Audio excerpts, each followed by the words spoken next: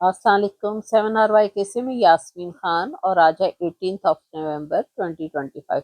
तो नाज़रीन, special news में ये है कि हसीना वाजिद के सिलसिले में आपको बता रही हूँ, जो कि बांग्लादेश की सरबराह रह चुकी हैं, वज़ीर आज़म रह चुकी हैं। और उनके सिलसिले में मैं थोड़ी सी डिटेल बताऊं कि हसीना वाजिद का 17 नवंबर को डिसीजन आया है, जो कि पहले आपको कहा था कि आना है, और उनका फैसला हो चुका है, अदालत ने फैसला कर दिया है।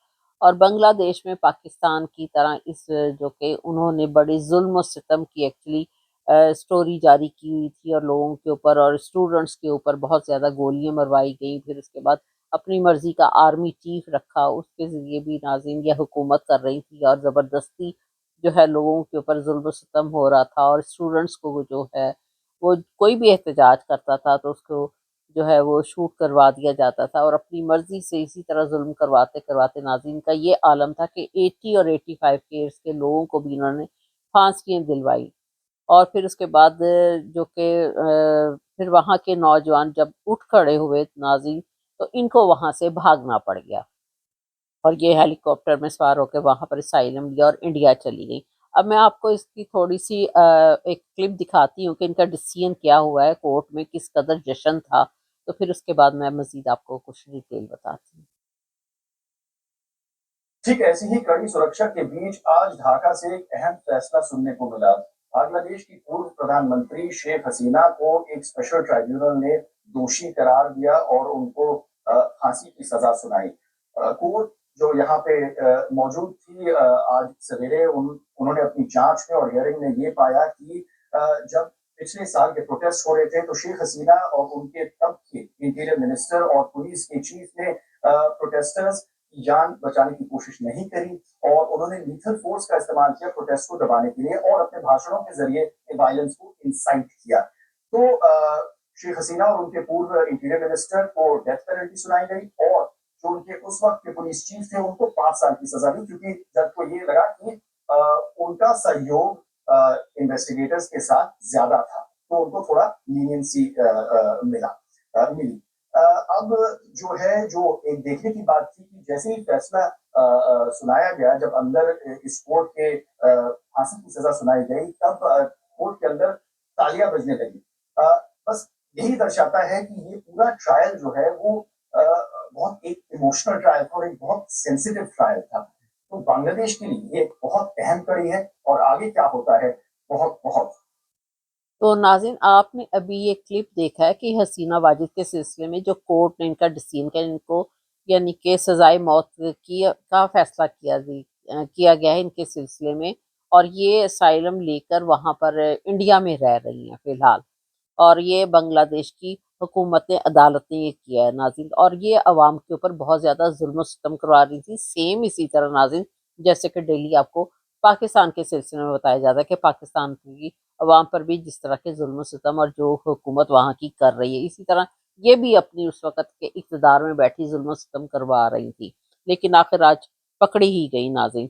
फिर उसके बाद ये अपना वहाँ से जिस वक़्त ये भागी हैं बांग्लादेश से नाज़रीन हेलीकॉप्टर के ज़रिए, तो ये इन्होंने अपना उसी वक़्त थोड़ी सी देर में जल्दी-जल्दी अपना कुछ सामान पैक किया, जो कि इनके पास कोई गोल्ड, डायमंड और पैसा और इस तरह की इनकी जो ज़रूरी चीज़ें थी, और कुछ कपड़ा लेके तो ये इंडिया रवाना हो गई। और वहाँ पर असाइलम ले लिया, और जब से वहाँ पर थी और 1 ईयर से ज़्यादा थोड़ा-सा टाइम हो गया, तो नाज़रीन अब इनका जो डिसीजन है वो ढाका की अदालत ने किया है, बांग्लादेश की अदालत ने किया है।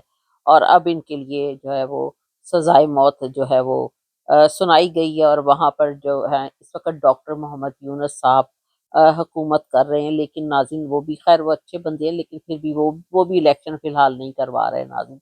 तो इस वक़्त जो था वो वहाँ पर कोर्ट पर जो था वो एक जश्न का समा था, यानी कि बांग्लादेश के लोग इस वक़्त बहुत ज़्यादा खुश हैं और जश्न मना रहे हैं। फिर इसके साथ ही नाज़रीन, हसीना वाजिद साहिबा की एज जो है वो 75 ईयर्स बताई जा रही है। और 453 जो कि इनके पंडितों का फैसला था, वो जजों ने इसका 2 घंटे लगाए नाज़रीन। और फिर 2 घंटे के बाद इसमें इनकी जो कि इन्होंने किस स्पीचेस की हुई थी, इनकी वीडियोस थी, इनके प्रूफ्स थे, फिर इनके न्यूज़पेपर की कटिंग थी, इसी तरह जो इनकी टेलीफोनिक कन्वर्सेशन होती रही, फिर मेडिकल रिपोर्ट्स, ये सारी चीज़ों को देखते हुए اور ان کو جو ہے ایز اے ثبوت شامل کر کے پھر ان کا 2 گھنٹے لگا کر ان کے ججوں نے وہاں پر اس کا ڈسیزن کیا، اور جو کہ اسٹوڈنٹس کو مارا گیا۔ پھر آپ نے ایک اسٹوڈنٹ بھی دیکھا ہوگا کہ وہ بالکل ینگس، اور دونوں ہاتھوں کو ایسے سامنے رکھ کے اور اس کو سیدھا سینے پر اس کی گولیاں ماری گئی تھیں، اور اس طرح کی پکچرز ویڈیو بھی سامنے لائی گئی۔ پھر اس کے بعد انہوں نے 5 اور اسٹوڈنٹس کو گولی مروائی، پھر ایک اور کو مروائی، پھر آگ بھی لگوا دی۔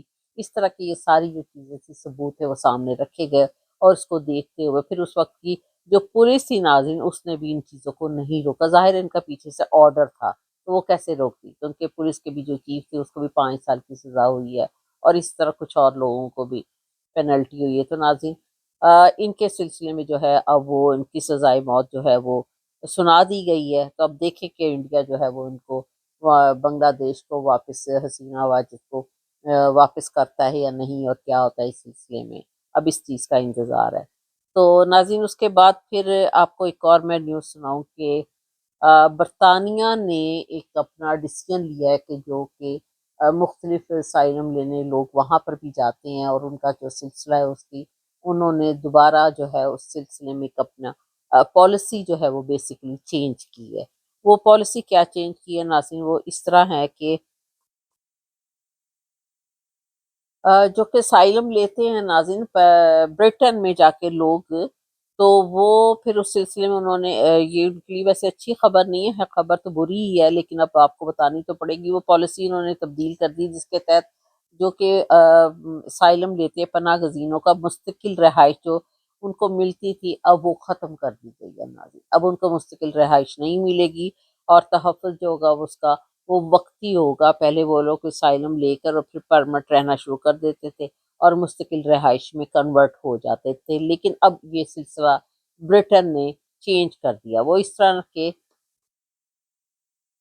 جو برٹن نے اپنی پالیسی چینج کی ہے، اس پالیسی میں یہ بھی کہا گیا ہے کہ مستقل رہائش جو ہے وہ 5 سال کے بعد ملتی تھی، اور اب جو ہے اس کا ٹائم پیریڈ ناظرین بہت لمبا کر دیا ہے، 20 ایئرس تک اس کو بڑھا دیا گیا ہے، 20 سال لگیں گے جو کہ اسائلم کے بعد ان کو مستقل رہائش یعنی کہ سٹیزن شپ ہونے کے لیے۔